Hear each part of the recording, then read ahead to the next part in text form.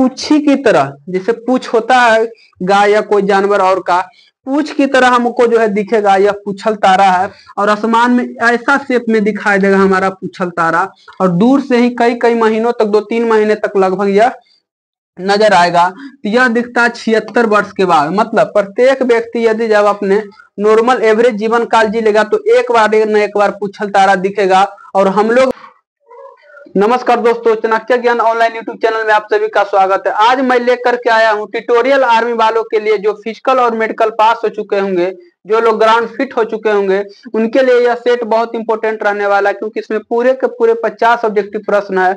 यदि जब आपका नंबर 100 है फिजिकल में, यदि जब फिजिकल में आपका 100 नंबर है और 100 नंबर है, तो आप इस सेट में यदि जब 38 से 40 क्वेश्चन यदि जब सही कर लेते हैं तो आपका फाइनल सिलेक्शन इस बार ट्यूटोरियल आर्मी में कोई नहीं रोकेगा। तो आप कलम और कॉपी निकाल लीजिए, और प्रत्येक क्वेश्चन में आपको जो है 30 से 40 सेकंड या 1 मिनट लगभग टाइम मिलेगा। इसमें अपना आंसर जो है कॉपी में लिख लेना है और मिलाते जाना है, और अंत में कमेंट में बताना है कि आपका जो है कितना इसमें सही हुआ। चलते पहला प्रश्न की ओर। सिंधु सभ्यता की खोज की थी, मतलब सिंधु घाटी सभ्यता की खोज किसने किया था? तो सिंधु घाटी सभ्यता की खोज कौन किया था? तो सिंधु घाटी सभ्यता के बारे में जान लेते हैं। भारत की सबसे पुरानी सभ्यता कौन है? तो वो है सिंधु घाटी सभ्यता, और यह सभ्यता नगरीय सभ्यता थी। सिंधु घाटी सभ्यता कैसी सभ्यता है? तो नगरीय या शहरीय सभ्यता थी। यह भारत के सबसे पुरानी सभ्यता थी। यहाँ तक कि इस जो सिंधु घाटी में खुदाई के दौरान जो मिला है वो पक्की ईंट का बना हुआ जो है मकान मिला है, और बाथरूम मिला है, जहां अभी तक लोगों को घर घर तक भी कहीं कहीं बाथरूम नहीं है, जो उस समय भारत के इतिहास में वो सारा चीज उपलब्ध है। अर्थात सिंधु घाटी सभ्यता जो है एक विकसित सभ्यता थी, और इसकी खोज दयाराम साहनी ने किए थे। और कब किए थे? 1921 ईस्वी में किए थे, ये याद रखना है। राखल दास बनर्जी से क्वेश्चन आता है। राखल दास बनर्जी ने खोज किए थे मोहनजोदड़ो के। मोहनजोदड़ो की खोज की जब बात की जाए तो मोहनजोदड़ो के खोज राखल दास बनर्जी ने किए थे, और इसकी खोज 1922 ईस्वी में किए थे। और मोहनजोदड़ो में ही हमारा विशाल स्नान घर था, ये याद रखना है। तो एक क्वेश्चन से आपका लगभग 3-4 क्वेश्चन क्लियर हो गया। सिंधु घाटी सभ्यता भारत की सबसे पुरानी सभ्यता थी। कैसी सभ्यता थी? ग्रामीण थी नहीं, यह नगरीय सभ्यता थी। कांस्य युगीन सभ्यता थी। इस सभ्यता में लोहा का परिचित नहीं था, और लोथल या रंगपुर जहां चावल का जो है साक्ष्य मिला था। सारा चीज आपको जो इस क्वेश्चन में क्लियर हो गया। अगला प्रश्न की ओर चलते हैं। दूसरा प्रश्न है, आर्य सर्वप्रथम भारत में कहाँ आए थे? मतलब पहले आर्य के बारे में जान लेते हैं। आर्य जो है भारत में मध्य एशिया से आए थे, मिडिल एशिया से आए थे, ये याद रखना है। और उस समय भारतीय का भूगोल मैप जो था इस टाइप का था, भारतीय महाद्वीप। तो उस समय पाकिस्तान और अफगानिस्तान और इंडिया सब एक ही था। तो भारत वाले रीजन में पंजाब प्रांत से होकर के जो है घुसे थे। तो प्रांत पंजाब इसका करेक्ट आंसर हो जाएगा। अभी आधा पंजाब पाकिस्तान में है और आधा पंजाब इंडिया में है। तो आर्य कौन राज्य में घुसे थे? तो आर्य जो है पंजाब में घुसा था, ये याद रखना है। और गुजरात में सिंधु घाटी से संबंधित कौन सा स्थल मिला? तो सिंधु घाटी से संबंधित आपका जो है लोथल जहां चावल का साक्ष्य मिला था, ये गुजरात में पड़ता है। ये क्वेश्चन याद रखना है। इसका जो है पंजाब करेक्ट आंसर हो जाएगा। तीसरा प्रश्न की ओर चलते हैं। बाबर ने भारत पर कितने बार आक्रमण किया था? आक्रमण से रिलेटेड क्वेश्चन पूछेगा। महमूद गजनी ने भारत पर कितना बार आक्रमण किया था? तो टोटल 17 बार आक्रमण किया था। लेकिन बाबर जो था भारत पर 5 बार आक्रमण किया था, याद रखना है। और अंतिम आक्रमण जो है पानीपत का प्रथम युद्ध में इन्होंने जो पानीपत का प्रथम युद्ध हुआ था, इसमें जो इन्होंने जो मुगल वंश के नींव रख डाला, याद रखना है। मुगल वंश का नींव भारत में किसने रखा था? वो बाबर ने रखा था, याद रखना है। मोहम्मद गजनबी ने कितने बार आक्रमण किया था? तो 17 बार आक्रमण किया था, ये भी याद रखना। आक्रमण से संबंधित क्वेश्चन ये भी होगा। अगला प्रश्न, तीसरा प्रश्न है, सोमनाथ मंदिर को 1025 ईस्वी में किसने लूटा? सोमनाथ मंदिर को जो है मोहम्मद गजनबी का जो महमूद गजनबी का जो अंतिम आक्रमण था वो सोमनाथ मंदिर के पर आक्रमण था, और यह आक्रमण 1025 ईस्वी में किया गया था। और इसमें लड़ाई होता है जाटों से। जाटो उन्हें रोकने की कोशिश करते हैं, जाटों से लड़ाई होता है। अर्थात सोमनाथ मंदिर को कौन लूटा था? तो महमूद गजनी ने लूटा था, याद रखना है। महमूद गजनी। मोहम्मद बिन कासिम से क्वेश्चन आता है, भारत पर आक्रमण करने वाले प्रथम मुसलमान। भारत पर आक्रमण करने वाले प्रथम मुसलमान, ये भी नोट कर लेना है। आक्रमण करने वाले प्रथम मुसलमान कौन थे? तो प्रथम मुसलमान था मोहम्मद बिन कासिम। प्रथम मुसलमान कौन था? मोहम्मद बिन कासिम। ये क्वेश्चन भी नोट कर लेना, ये भी परीक्षा में कई बार पूछा गया है। अगला प्रश्न की ओर चलते हैं, पांचवा प्रश्न की ओर। पांचवा प्रश्न है, प्राचीन नालंदा विश्वविद्यालय को किसने ध्वस्त किया? नालंदा विश्वविद्यालय जो अपने समय में दुनिया का सबसे बड़ा विश्वविद्यालय था, और इसको ध्वस्त किया था कुतुबुद्दीन ऐबक का सेनापति बख्तियार खिलजी ने किया था। कि किसका सेनापति था? तो कुतुबुद्दीन ऐबक का। कुतुबुद्दीन ऐबक के ही आदेश पर बख्तियार खिलजी ने नालंदा विश्वविद्यालय को दिलाया था। नालंदा विश्वविद्यालय का निर्माण किसके शासनकाल में हुआ था? तो ये हुआ था कुमार गुप्त के शासनकाल में। ये क्वेश्चन भी पूछता है। कुमार गुप्त के शासनकाल में नालंदा विश्वविद्यालय का निर्माण हुआ और बख्तियार खिलजी ने इसे जला करके नष्ट कर दिया था। अगला प्रश्न है, छठा प्रश्न, अंग्रेज विरोधी संघर्ष सर्वप्रथम शुरू किया था। मतलब अंग्रेजों के खिलाफ जो है प्रथम बार विरोधी संघर्ष कौन किया था? तो ये हो जाएगा सन्यासियों ने। संथाल के बात की जाए, देखिए पहले विद्रोह की बात की जाए यदि जब, तो सब लोग जानता है 1857 का विद्रोह हुआ अंग्रेजों के खिलाफ, तो ये प्रथम सैनिक विद्रोह था, ये बात नहीं भूलना है। प्रथम सैनिक विद्रोह था 1857 में ला, लेकिन अंग्रेज के खिलाफ ऐसा बात नहीं कि 1857 से पहले विद्रोह नहीं हुआ था। 1700 ही ईस्वी में सन्यासियों ने विद्रोह कर डाला था। 1855 में संथालों जो जनजाति था, कि झारखंड का जो जंगल में रहता था, तो संथालों ने भी 1855 में अंग्रेज के खिलाफ जो है विद्रोह किया था। और अब सबसे पहले की बात किया तो सबसे पहले सन्यासियों ने इसका विद्रोह किया था, ये याद रखना है। तो अंग्रेजों के साथ सबसे पहले विद्रोह कौन किया था? सन्यासी। अगला प्रश्न है, तूफानी हिंदू के नाम से किसे जाना जाता है?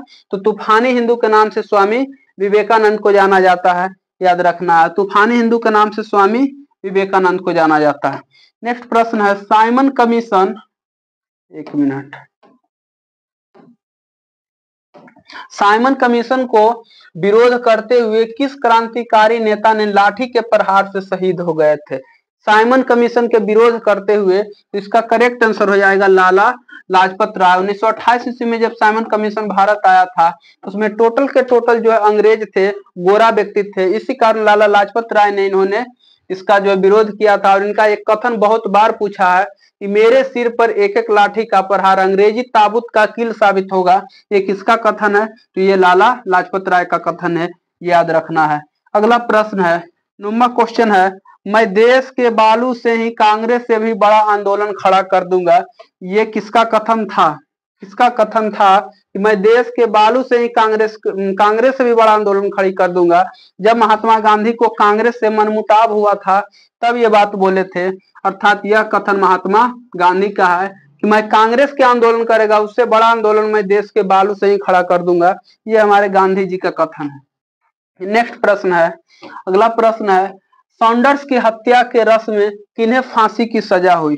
सॉन्डर्स के हत्या के में जो है रस में जो हुआ था, किससे फांसी हुआ? तो ये तीनों को फांसी हुआ, भगत सिंह, सुखदेव और राजगुरु। भगत सिंह, सुखदेव और राजगुरु। कब हुआ था? तो 23 मार्च, ये कोई भूल नहीं सकता है, खास करके हमारे आर्मी वाले युवा लोग इसे नहीं भूल सकते हैं। 23 मार्च 1931 ईस्वी को 1931 ईस्वी को भगत सिंह, राजगुरु और सुखदेव को फांसी मिला था, तो ये याद रखना। अगला प्रश्न है, 10वां प्रश्न है, सबसे चमकीला एवं गर्म ग्रह कौन सा है?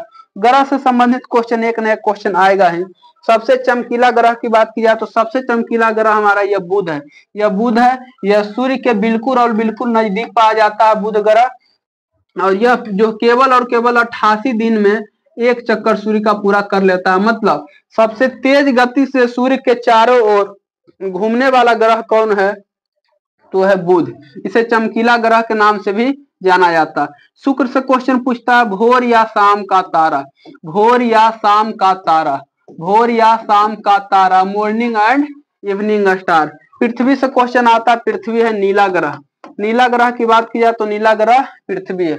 मंगल कैसा ग्रह? तो मंगल है लाल ग्रह। लाल ग्रह की बात की जाए मंगल। पृथ्वी कैसा ग्रह? नीला ग्रह। शुक्र कैसा? भोर या शाम का तारा।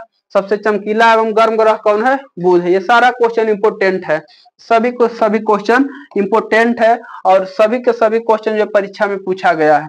अगला, हैली नामक धूमकेतु, हैली होता है, हैली नामक धूमकेतु का परिक्रमण काल है। मतलब हैली नामक धूमकेतु जो हमारा 2062 ईस्वी में दिखने वाला तारा, ये एक पुच्छल तारा है। मतलब हम लोग के कई दिन तक, सेकेंड भर के लिए नहीं, कई दिन तक आसमान में पूछी की तरह, जैसे पूछ होता है गाय या कोई जानवर और का, पूछ की तरह हमको जो है दिखेगा। यह पुच्छल तारा है और आसमान में ऐसा शेप में दिखाई देगा हमारा पुच्छल तारा, और दूर से ही कई कई महीनों तक, 2-3 महीने तक लगभग यह नजर आएगा। तो यह दिखता है 76 वर्ष के बाद। मतलब प्रत्येक व्यक्ति यदि जब अपने नॉर्मल एवरेज जीवन काल जी लेगा तो एक बार न एक बार पुच्छल तारा दिखेगा। और हम लोग भी 2062 तक यदि जब जीवित रह गए तो हम लोग भी 2062 में पुच्छल तारा देखेंगे।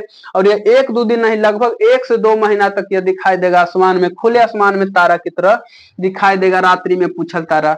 ये क्वेश्चन याद रखना। तो ये 76 वर्ष बाद दिखाई देता है। ये क्वेश्चन भी इंपोर्टेंट है। और अगली बार कब दिखेगा? 2062 ईस्वी में दिखेगा। अगला क्वेश्चन, सऊदी अरब की राजधानी है सऊदी अरब की राजधानी रियाद है, याद रखना। सऊदी अरब की राजधानी रियाद है, याद रखना है। तो इसका करेक्ट आंसर हो जाएगा रियाद। डी नंबर इसका जो है करेक्ट आंसर हो जाएगा। नेक्स्ट प्रश्न है सांभर झील कहाँ है? झील से संबंधित क्वेश्चन। सांभर झील, राजसमंद झील, लूना झील, ये सब झील कहाँ? तो ये सभी के सभी राजस्थान में झील से क्वेश्चन आना ही आना है। सांभर झील कहाँ है? राजस्थान में। जम्मू कश्मीर में जितना भी नाग हुआ, शेषनाग झील, बैरीनाग झील, ये सब झील जम्मू कश्मीर में है। मणिपुर से भी क्वेश्चन आता है। लोकटक झील कहाँ है? मणिपुर में आता है। उत्तराखंड में भी बहुत सारा झील है। तो झील से संबंधित एक न एक क्वेश्चन आपको परीक्षा में पूछेगा। राजस्थान से पूछता है सांभर झील, पिछौला झील, लूना, लवनीय झील जो सब पाया जाता है, ये सब राजस्थान में। ये पिछौला झील का दृश्य है। ये क्वेश्चन याद रखना है। सांभर झील है, ये सांभर झील है। पिछौला झील पूछता है, राजसमंद झील पूछता है, ये सब के सब झील जो है राजस्थान में पाया जाता है। 15 नंबर क्वेश्चन, मिलाते जाना, एकदम उसे टिक लगाते जाना और अंत में कैलकुलेट करके बताना है कि कितना जो है, कितना आपका जो इसमें सही हुआ। भारत का सबसे ऊंचा जलप्रपात कौन सा? भारत का सबसे ऊंचा जलप्रपात की बात की जाए तो जोग या गरसोप्पा, जोग या गरसोप्पा जलप्रपात भारत के सबसे ऊंचा जलप्रपात है, याद रखना है। अब जलप्रपात से संबंधित क्वेश्चन आता है तो भारत का एक मिनट को थोड़ा बड़ा कर देते हैं। जलप्रपात से संबंधित क्वेश्चन पूछता है तो भारत का सबसे ऊंचा जलप्रपात की बात की जाए तो जोग या गरसोप्पा जलप्रपात जो शरावती नदी के किनारे है। और कौन राज्य में है? तो यह कर्नाटक राज्य में है, याद रखना है। कर्नाटक राज्य में जोग या गरसोप्पा है। एशिया का सबसे बड़ा जलप्रपात तो ये हुंड्रू जलप्रपात है पूरे एशिया। ये जो था जोग या गरसोप्पा, ये केवल और केवल भारत का है, लेकिन एशिया का पूछेगा तो वो हुंड्री हो जाएगा। शिव समुद्रम जलप्रपात किस नदी पर है? तो शिव समुद्रम कावेरी नदी पर है, याद रखना है। शिव समुद्रम जलप्रपात कावेरी नदी पर है। और कावेरी को दक्षिण की गंगा भी कहा जाता है, ये क्वेश्चन भी याद रखना है। कावेरी को दक्षिण का गंगा कहा जाता है। जोग जलप्रपात का नया नाम क्या है? महात्मा गांधी जलप्रपात। मतलब जोग या गरसोप्पा जो जलप्रपात है उसका नया नाम रखा गया, उसका नया नाम है महात्मा गांधी जलप्रपात। ये भी एग्जाम में पूछ सकता है। महात्मा गांधी जलप्रपात किस राज्य में है? तो कर्नाटक राज्य में है। और यह किसका नाम है? जोग या गरसोप्पा को ही नाम बदल दिया गया। धुआंधार जलप्रपात, इसको कौन नहीं जानता? धुआंधार जलप्रपात ये नर्मदा नदी पर बना हुआ है, ये नर्मदा नदी पर बना हुआ है, ये भी याद रखना है। कपिल धारा जलप्रपात ये भी नर्मदा नदी पर है। शिव समुद्रम कर्नाटक में है। गोकक जलप्रपात कर्नाटक में है, घाटपरवा नदी पे बना हुआ है। चुलिया जलप्रपात चंबल नदी राजस्थान में बना हुआ है, याद रखना। चुलिया जलप्रपात चंबल नदी राजस्थान में बना हुआ है। धुआंधार जलप्रपात जबलपुर में बना हुआ, अभी बताएं जबलपुर में बना हुआ कौन नदी पर? तो नर्मदा नदी पर बना हुआ है। साडनी जलप्रपात किस राज्य में है? तो झारखंड में है। गौतम धारा जलप्रपात किस राज्य में है? तो झारखंड में है। और पाईकारा जलप्रपात नीलगिरी तमिलनाडु में है। और कोलीबल्ली जलप्रपात ये मेघालय में है। ये सारा जलप्रपात आपको याद रखना। इसमें से फेमस जलप्रपात जो है उसको हम टिक लगा देते हैं, जो परीक्षा में पूछा जाता है। भारत ये वाला फेमस है, शिव समुद्रम फेमस हो सकता है। धुआंधार तो फेमस है, ये शिव समुद्रम, गोकक, ये 4 जो है, ये 1 2 3 4 5, ये 5 जलप्रपात बहुत फेमस है, ये आपको याद रखना बहुत आवश्यक है। चलते हैं अगला प्रश्न की ओर, 16 नंबर प्रश्न की ओर चलते हैं। 16 नंबर प्रश्न है, उत्तर पश्चिम भारत में ग्रीष्म ऋतु में चलने वाली गर्म हवा को क्या कहा जाता है? उत्तर पश्चिम भारत में मतलब ऊपर की बात की जाए तो नॉर्थ होता है, नीचे की बात की जाए तो साउथ होता है, इधर ईस्ट होता है और ईस्ट साइड वेस्ट होता है।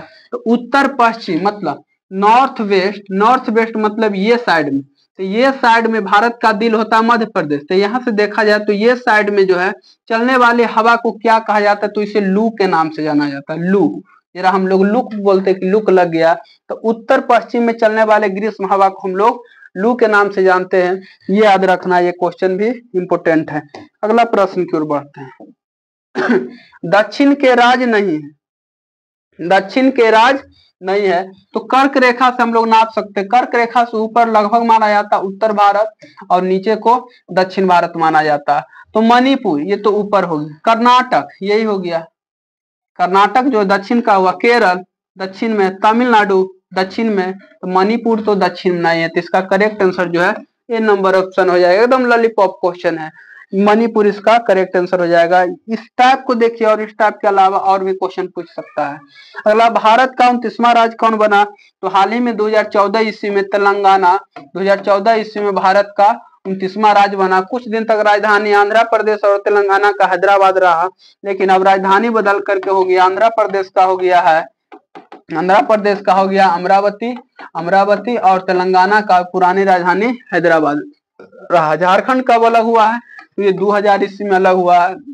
बिहार से अलग हुआ है, याद रखना है, बिहार से अलग हुआ। तेलंगाना अलग हुआ आंध्र प्रदेश से, और उत्तराखंड भी 2000 ईस्वी में अलग हुआ है, ये भी याद रखना है। ये भी अलग हुआ है उत्तर प्रदेश से। ये सभी क्वेश्चन अलग होने वाले राज्य है, याद रखना है। नेक्स्ट प्रश्न की ओर चलते हैं। दक्षिण के राज्य नहीं है, वही प्रश्न दोबारा आ गया, इसमें भी मणिपुर आंसर हो जाएगा। मणिपुर इसका करेक्ट आंसर हो जाएगा। एक मिनट, इसको क्या हो गया, कुछ बैठ गया लगता है।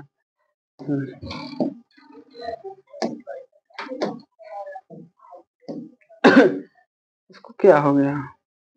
अच्छा, क्वेश्चन खत्म हो गया, इस पीडीएफ में क्वेश्चन खत्म हो गया। दूसरा पीडीएफ निकालते हैं, इसमें 17 नंबर तक क्वेश्चन था। 18 17 18 हो गया, हाँ 19 से यहाँ पे क्वेश्चन है। 18 नंबर शायद छूट गया, 19 नंबर से यहाँ पे क्वेश्चन है, 19 नंबर से क्वेश्चन है यहाँ पे। हाँ, राष्ट्रपति के रिक्ति को कितने समय के अंदर भरना होता है? राष्ट्रपति के यदि जब किसी कारणवश आकस्मिक मृत्यु या महाभियोग, किसी कारणवश जब राष्ट्रपति का पद खाली हो जाए तो कितने दिन बाद भरना होता है? तो राष्ट्रपति को पद भरने की आयु जो होता है कितनी, यह होता है लगभग 6 महीना। 6 महीना के भीतर, 6 महीना के भीतर जो है राष्ट्रपति का पद भरना अनिवार्य हो जाता है। ये क्वेश्चन में बहुत इंपोर्टेंट है कि राष्ट्रपति का पद यदि जब खाली हो जाए तो 6 महीना के भीतर उसे भरना अनिवार्य होता है।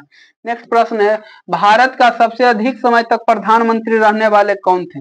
सबसे लंबा समय तक अभी भी मोदी जी रिकॉर्ड नहीं तोड़ पाए हैं, हमारे चाचा नेहरू के। तो इसका करेक्ट आंसर हो जाएगा पंडित जवाहरलाल नेहरू, इसका राइट आंसर हो जाएगा। सबसे ज्यादा दिन तक पंडित जवाहरलाल नेहरू रहे हैं, फिर इंदिरा गांधी, और तीसरा में हमारे नरेंद्र मोदी हो गए थे। और सबसे कम दिन तक प्रधानमंत्री रहने वाले गुलजारी लाल नंदा अभी भी बने हुए हैं। ये क्वेश्चन भी ध्यान में रखना है। अगला 21वां नंबर क्वेश्चन है, अदिश राशि है, साइंस का क्वेश्चन आ गया। अदिश राशि, तो बल हमारा सदिश राशि होगा, याद रखना, वेक्टर क्वांटिटी है। त्वरण भी हमारा सदिश है, त्वरण भी सदिश है, वेग भी सदिश है। अदिश हो जाएगा हमारा कौन कौन? ऊर्जा, ऊर्जा इसका करेक्ट आंसर हो जाएगा। कार्य हो गया, ऊर्जा हो गया, ये सारा का सारा कैसा राशि है? तो ये सब विभव हो गया, ये सब अदिश राशि है, याद रखना। कार्य, ऊर्जा, विभव ये सब अदिश राशि है। नेक्स्ट प्रश्न है, अगला प्रश्न 22 नंबर है, विद्युत धारा का एसआई मात्रक है। तो विद्युत धारा का एसआई मात्रक एम्पियर होता है, याद रखना है, एम्पियर, एम्पियर इसका करेक्ट आंसर हो जाएगा। कैंडेला की बात की जाए तो ज्योति तीव्रता, ज्योति तीव्रता का एसआई मात्रक क्या होता है दोस्तों? तो ज्योति तीव्रता का एसआई मात्रक कैंडेला होता है। सेकंड बात की जाए तो यह समय का मात्रक होता है, और लंबाई का मात्रक की बात की जाए तो लंबाई का मात्रक मीटर होता है। ये क्वेश्चन याद रखना है। तो इसका अंपायर एम्पियर इसका जो है करेक्ट आंसर हो जाएगा। चलते हैं अगला प्रश्न की ओर। चाल बराबर होता है, तो चाल बराबर फॉर्मूला होता है दूरी बटे समय। चाल बराबर फॉर्मूला होता है दूरी बटे समय, दूरी बटा समय। इसी से फॉर्मूला उलट पुलट के पूछ सकता है। बराबर में तिरछा तिरछी गुना होता है, इस आधार पे दूरी और समय चाल किसी का भी निकाल सकते हैं। यदि जब शॉर्ट में याद करना है तो एस बराबर VT से भी याद कर सकते हैं। ये हो गया समय, ये हुआ दूरी, और ये हुआ विस्थापन या वेग, और ये हो जाएगा आपका जो है समय हो जाएगा। दूरी बराबर वेग गुना समय, इससे भी याद कर सकते हैं। अगला क्वेश्चन है 24 नंबर, विद्युत ऊर्जा को यांत्रिक ऊर्जा में बदलने वाले युक्ति कौन है? मतलब विद्युत ऊर्जा को यांत्रिक ऊर्जा में तो ये हो जाएगा मोटर। मतलब जो लाइन लेता है क्या चीज? लाइन, करंट लेता हो और कोई भी चीज को घुमाता हो, तो लाइन लेता है मोटर, जो खेत में सिंचाई करने का काम आए, या मोटर पंखा चलाने का कोई भी चीज हो, जो करंट लेता है लेकिन उसके बदले में क्या देता है? तो हमें यांत्रिक ऊर्जा घुमाता है। इस ऊर्जा को हम छू भी सकते हैं तो उसमें हमारा करंट नहीं आएगा। तो मतलब विद्युत ऊर्जा को यांत्रिक ऊर्जा में कौन बदलता है? तो वो होगा मोटर। लेकिन कहेगा यांत्रिक ऊर्जा को विद्युत ऊर्जा में कौन बदलता है? तो वो हो जाएगा हमारा डायनेमो। ऐसे याद कर, जो जनरेटर होता है, जनरेटर को हम लोग जो चक्का नचता है वो यांत्रिक ऊर्जा होता है, उसे हम लोग छू सकते हैं। लेकिन जो डायनेमो जो ऊर्जा निकालता है उसे हम लोग नहीं छू सकते हैं। तो डायनेमो आंसर हो जाएगा, यांत्रिक को विद्युत में बदलता है। ये बदलता है, यांत्रिक को विद्युत में बदलता है। लेकिन मोटर जो है विद्युत को यांत्रिक में बदलता है। सोलर सेल प्रकाश ऊर्जा को विद्युत ऊर्जा या उष्मा ऊर्जा में बदलता है, याद रखना है। ट्यूबलाइट जो है विद्युत ऊर्जा को प्रकाश ऊर्जा में बदलता है। ये सारा क्वेश्चन जो है साइंस के इंपोर्टेंट क्वेश्चन है। नेक्स्ट प्रश्न की ओर चलते हैं। अगला प्रश्न है 25 नंबर, जब बर्फ समुद्र में तैरती है तो उसके आयतन के कितने भाग पानी के ऊपर रहता है? मतलब यदि जब आप जो है 100 किलो के बर्फ को समुद्र में डाल दिए तो उसमें 10 किलो 1/10 पानी के ऊपर रहता है, तो उसका 10 किलो बर्फ डूबेगा नहीं, 10 किलो बर्फ जो है तैरेगा। ऐसे समझ सकते हैं, मान लिए इतना जो है 100 फीट के ऊंचाई 100 मीटर ऊंचा पर है, तो इसका 10 मीटर हिस्सा जो है पानी में ऊपर दिखेगा और बाकी सब नीचे डूबा हुआ रहेगा। तो 1/10 इसका करेक्ट, एकदम आंख मूंद के मार देना है। 1/10 भाग पानी के ऊपर रहता है, ये याद रखना है। अगला क्वेश्चन 26 नंबर, गामा किरणें की खोज किया था।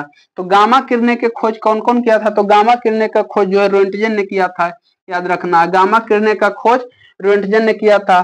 बल के गति के नियम के खोज किसने किया था? न्यूटन ने किया था। बल के तीनों गति नियम का खोज, ये क्वेश्चन याद रखना। 27 नंबर क्वेश्चन देखते हैं, टैंक के खोज किसने किया? तो टैंक के खोज की बात की जाए तो कार्ल स्वेटर जो है टैंक के खोज किया था। अगला प्रश्न की ओर चलते हैं। खोज से संबंधित प्रश्न भी पूछे जाते हैं बहुत सारा। भाप इंजन के खोज कौन किया था? जेम्स वाट किया था। बल्ब का खोज कौन किया था? एडिसन किया था। इसी प्रकार से जो है दूरबीन भी पूछता है, दूरबीन के खोज गैलीलियो किया था। खोज से भी संबंधित बहुत सारे प्रश्न पूछे जाते हैं।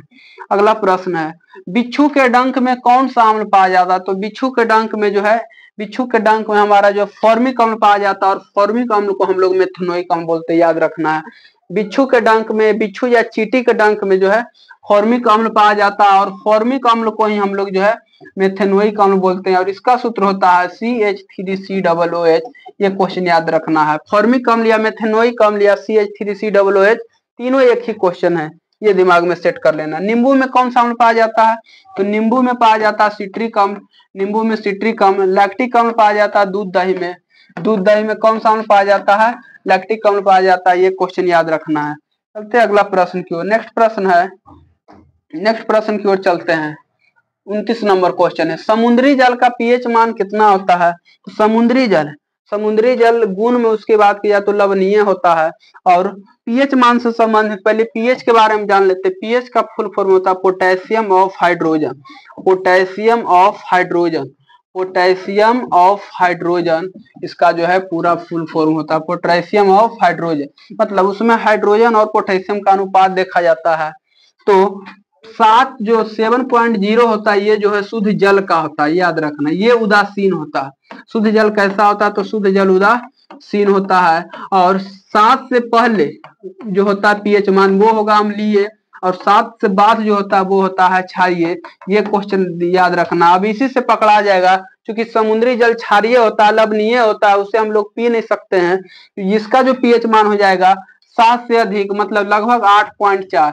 7.4 खून का पीएच मान होता है, याद रखना। 6.5 पसीना का होता है और 2.2 जो हमारा जो है सिरका का होता है, ये क्वेश्चन याद रखना है। तो 7 से अधिक वाला जो है समुद्र का पीएच मान क्षारीय होता है। चूंकि समुद्र ज्यादा क्षारीय होता है इसीलिए 7 से ऊपर तो 7.4 भी है, लेकिन ये हल्का क्षारीय है। पूरा के पूरे क्षारीय कौन है तो वो 8.4 हो जाएगा, 10 पॉइंट भी हो जाएगा, ये सब के सब क्षारीय होता है। समुद्र जल का पीएच मान 8.4 होता है, ये भी नोट कर लेना है। अगला प्रश्न की ओर चलते हैं। मछली पालन कहलाता है, क्योंकि मछली को हम लोग पीस पीस काट के खा जाते हैं, इसीलिए इसे जो हम लोग है पीसी कल्चर के नाम से याद कर सकते हैं। कवक के अध्ययन को माइकोलॉजी कहते हैं, कवक के अध्ययन को माइकोलॉजी कहते हैं। मधुमक्खी के अध्ययन को हम लोग जो एपी कल्चर बोलते हैं। इस प्रकार हम लोग जो है कल्चर से संबंधित क्वेश्चन को भी रट सकते हैं। अगला प्रश्न की ओर चलते हैं। 31 नंबर, मनुष्य का वैज्ञानिक नाम क्या है? तो मनुष्य का वैज्ञानिक नाम होमो सेपियंस है। राना टिग्रीना मेढक का वैज्ञानिक नाम है। बोस इनकस जो है गाय का वैज्ञानिक नाम है। अर्जेंटीना सेटोबा, अर्जेंटीना सेटिवा ये भी वैज्ञानिक नाम है, ये फिलहाल ध्यान में नहीं है। ये सारा क्वेश्चन पूछेगा। डोमेस्टिक, कार्लो डोमेस्टिक तो ये कुत्ता का वैज्ञानिक नाम है। तो बहुत सारा वैज्ञानिक नाम से संबंधित प्रश्न जो है परीक्षाओं में पूछे जाते हैं। डीएनए के खोज किसने किया? तो डीएनए के खोज किया था वाटसन एवं क्रिक, वाटसन एवं क्रिक ने खोज किया था। स्लाइडेन एवं स्वान ने किया था कोशिका का नामकरण, कोशिका का नामकरण किया था स्लाइडेन एवं स्वान ने किया था। रॉबर्ट हुक से भी क्वेश्चन पूछता है कि रॉबर्ट हुक कोशिका की खोज किया था, ये क्वेश्चन भी पूछता है। न्यूटन के तो बताएं दिए, न्यूटन जो है गति के नियम का खोज किया था और गुरुत्वाकर्षण के खास करके नियम का। कोशिका का विभाजन सर्वप्रथम किसने किया था? कोशिका का विभाजन जो है बिरचो ने किया था, याद रखना है। कोशिका को विभाजन सर्वप्रथम किसने किया? कोशिका का विभाजन देखा था सर्वप्रथम किसने? तो वो बिरचो ने देखा था, याद रखना है। अगला प्रश्न है, मानव शरीर में कितने आवश्यक अमीनो अम्ल है? तो मानव शरीर में टोटल के टोटल 20 आवश्यक अमीनो अम्ल पाए जाते हैं, याद रखना, जिसमें 10 लाभदायक होता है और 10 जो है लाभदायक नहीं होता। तो टोटल के टोटल 20 अमीनो अम्ल मानव के शरीर में पाया जाता है। ये क्वेश्चन कई बार पूछा गया है। अगला प्रश्न है, मनुष्य के हृदय 1 मिनट में कितना बार धड़कता है? तो वो 72 बार, 72 बार प्रति मिनट, चाहे आप सोए रहे या मूर्छा में रहे, मतलब जब तक आपका सांस आ रहा जा रहा, जब तक जीवन है, वो 72 बार प्रति मिनट, मतलब 72 बार प्रति मिनट और 1 मिनट में 60, मतलब 1 सेकेंड से भी कम समय में जो हमारा हृदय जो है धड़क जाता है। ये क्वेश्चन याद रखना। सांस की बात की जाए तो मानव जो है 16 से 18 बार सांस लेता है 1 मिनट में। 1 मिनट में आदमी जो है 16 से 18 बार सांस लेता है और छोड़ता है। 16 से 18 बार सांस लेता है और हृदय धड़कता है 72 बार प्रति सेकेंड। ये सारा का सारा क्वेश्चन साइंस के लिए इंपोर्टेंट है। अब आपका जो है साइंस का क्वेश्चन इसमें समाप्त हो गया है। अब आता है आपका मैथ का क्वेश्चन, और यहाँ से क्वेश्चन जो है मैथ वाला स्टार्ट हो जाता है। क्वेश्चन है कि यदि जब आपका 35 में से यदि जब आपका जो उधर 34-33 क्वेश्चन सही है, तब आपको 30 प्लस भी सही है, तो आपको घबराने की बात नहीं है, क्योंकि क्वेश्चन सभी के सभी मीडियम लेवल का था, उतना हम हाई से नहीं बोल सकते हैं। और मैथ और रीजनिंग में तो आपको भूल कर भी नहीं एक क्वेश्चन गलती करना है, क्योंकि एक एक क्वेश्चन से आपका जो है वही एक एक क्वेश्चन समझिए, क्वेश्चन आपका एक एक जो है वर्दी का आपका धागा है, इसीलिए एक क्वेश्चन भी उसमें गलती नहीं होना चाहिए। मैथ के क्वेश्चन खास करके जो है इसमें थोड़ा टाइम ज्यादा लगता है, इसे बारीकी से बनाना होता है और कैलकुलेशन पे ध्यान रख के। तो इस टाइप का प्रश्न हम कैसे सोल्व करेंगे? यदि गोलू की कमाई सोनू से 25% अधिक है, तो सोनू की कमाई गोलू से कितना प्रतिशत कम है? यहाँ पर एकदम कम है, कभी अधिक भी पूछता है। तो दोनों को बताते कैसा पैटर्न होता है। मान लेंगे कि यह गोलू है और यह सोनू है, यह गोलू है और यह सोनू है, एकदम शॉर्ट ट्रिक में बताएंगे। कहता गोलू की कमाई सोनू से 25 अधिक है, तो मान लेंगे सोनू का 100 है, अधिक एकरे से है, 100 कमाया तो ये कितना कमाएगा? 125। दोनों को काट देंगे, 25 चौक 100, 25 पचे 25 80। कितना गोलू से कितना प्रतिशत कम है? तो दोनों का अंतर देखेंगे, कम पूछा तो दोनों का अंतर देखेंगे। अंतर कितना का? 1 का, तो 1 बटे किससे कम है? तो गोलू से, तो गोलू को रख देंगे नीचे, तो 1/5 गुने 100, जिससे कम कहेगा उसको नीचे रख देंगे, काट देंगे 5 से 20 बार में, अर्थात 20% इसका जो है करेक्ट आंसर हो जाएगा। कितना चुटकी में एक बार में बन गया क्वेश्चन, 20% इसका करेक्ट आंसर हो जाएगा, याद रखना है। अगला प्रश्न, नेक्स्ट प्रश्न है 15, 17, 19 और 21 का औसत क्या होगा। औसत का फॉर्मूला होता है टोटल संख्या को जोड़ देना है, जय गो से भागा दे देना। तो टोटल को हम जोड़ देंगे, 15 जोड़ 17 जोड़ 19 जोड़ 21, भागा देना है कई गो, कितना है 1 2 3 4, 1 2 3 4 से भागा दे देना है। तो 9 1 10, 10 7 17 और 17 5 हो जाएगा 22 के 2, हाथ में 2 2 2 4, 1 5, 1 6 और 1 7, 7 बटे 72 बटे 4, 4 से काट देंगे, 4 कम 4 3, 4 कम 4 3 4 8 32, 18 चौक 72 अर्थात 18 इसका जो है correct answer D number option जो है करेक्ट आंसर 18 हो जाएगा। कितना इजी क्वेश्चन है। यदि जब आपका औसत आ जाए, औसत के जगह आपका माध्य भी रह सकता है, ये क्वेश्चन भी ध्यान देना है। माध्य भी रहेगा तो माध्य को ही औसत बोला जाता है, ये क्वेश्चन याद रखना दिमाग में कि माध्य और औसत दोनों में कोई खास अंतर नहीं होता। अगला है लास्ट क्वेश्चन है इस पेज का, और फिर अगला पेज में 16 लड़के एक काम को 7 दिन में पूरा कर सकता है, तो इसी काम को 28 लड़के कितने दिन में पूरा करेगा। तो इसका फॉर्मूला होता है m1 d1 t1, m1 d1 t1, m1 d1 t1 बटे कार्य, फिर होता है m2 d2 t2 बटे w1 w2 होता है, इधर w1 होगा तो इधर w2। तो ये फॉर्मूला यदि जब आपका याद है तो इसमें आपको इस टाइप का क्वेश्चन बनाने में आसानी होगा। लड़का कितना है 16 है, तो लड़का टोटल 16 है, तो हम यहाँ पे रखेंगे 16, यहाँ पे रखेंगे 16। d1 कितना दिन में काम करता है, तो 7 दिन में, 7 दिन में काम करता है। टाइम घंटा नहीं है तो इसको छोड़ दें। काम कितना है 16 लड़का एक काम एक है। फिर इधर तो इसी काम को 28 लड़के, लड़का की संख्या दे दिया 28, कितने दिन में पूरा करेगा, मतलब d2 कर दिया, काम भी एक को बोला, मतलब काम से कोई मतलब नहीं, डायरेक्ट काट देंगे। 7 चौके 28, 4 चौके 16 अर्थात d2 बराबर हो जाएगा 4 दिन हमारा जो है करेक्ट आंसर हो जाएगा। कितना आसानी से बन गया, m1 d1 t1 बटे w1, m2 d2 को t2 बटे w2। इसका व्यापक फॉर्मूला, व्यापक रूप भी दे सकता है, तो इसी फॉर्मूला से बन जाएगा। ये m1 हुआ आदमी, d1 हुआ समय, t1 हुआ घंटा, कितना जो है काम करना, एक काम, दो काम, तीन काम। यहाँ दोनों में एक एक रखा गया क्योंकि एक ही काम को दोनों कर रहा था, वही चलते w1 और w2 की जगह एक रखा गया है, ये को याद रखना है। अगला 38 अगला पेज में है, नेक्स्ट पेज में फिर चलते हैं 38 39 नंबर से, उसमें 50 तक टोटल के टोटल प्रश्न हो जाएगा। अगला पेज में चलते हैं, इसी में आ गया फिर।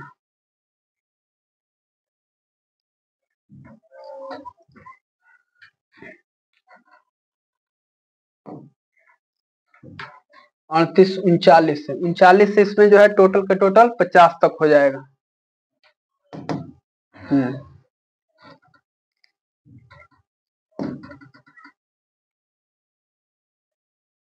अगला 4000 मूलधन के, 4000 मूलधन को 6% की वार्षिक दर से 4 वर्ष का साधारण ब्याज, तो ब्याज से, काम से, नल से ये क्वेश्चन नहीं पूछेगा, ये हो ही नहीं सकता है।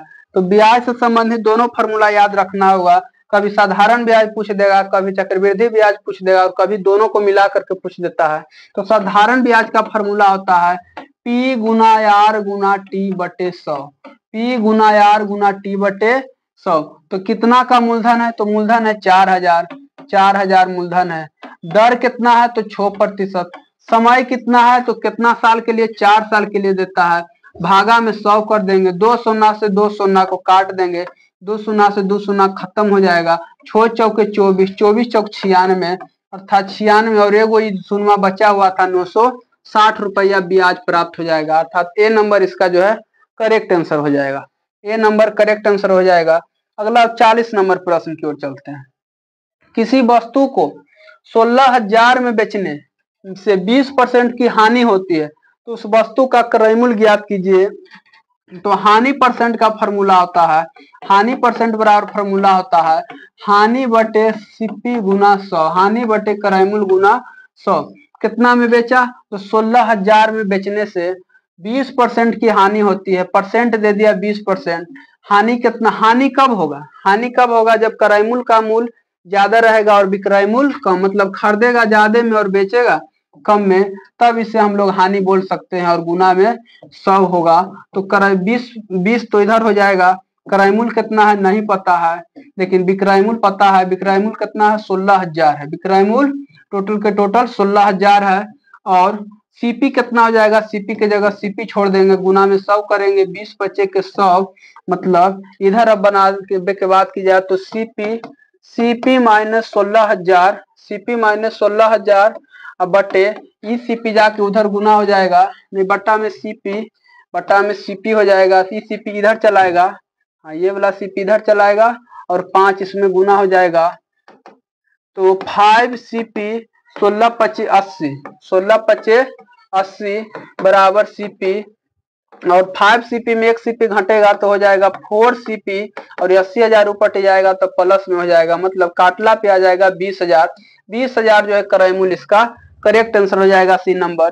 याद रखना है हमें लॉन्ग मेथड से मैथ आता बनाने के लिए, शॉर्ट मेथड से आप लोग जो है किसी अन्य टॉपिक से जी सीख लेना, किसी अन्य वीडियो से कि शॉर्ट में मैथ कैसे बनता है। हम फार्मूला बेस्ड बनाते क्योंकि हम जीके जीएस ज्यादा पढ़ाते हैं और मैथ में हमारा उतना कोई रुचि नहीं रहता। अगला प्रश्न है, चलते हैं 41 नंबर प्रश्न की ओर।